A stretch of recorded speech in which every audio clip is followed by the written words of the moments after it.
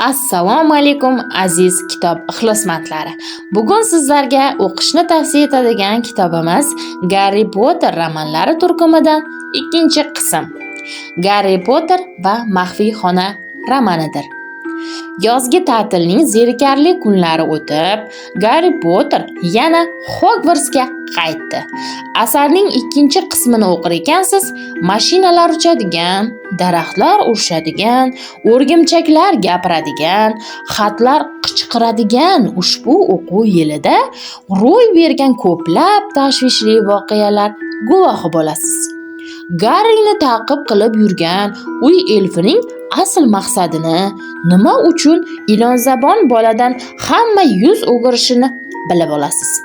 Maktabni yopib qo'yishmasligi uchun asarning bosh qahramoni o'z sadoqatli do'stlari bilan birga bir zamonlar ochilgan maxfiy xona siri bilan tanishasiz.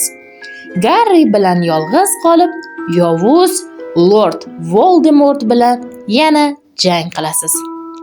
Aziz kitobxonlarimiz, shu kabi bir-biridan qiziq bo'lgan romanlarni o'qish istagida bo'lsangiz, sizlarni Olmaliq shahar axborot kutubxona markazimizda kutib qolamiz.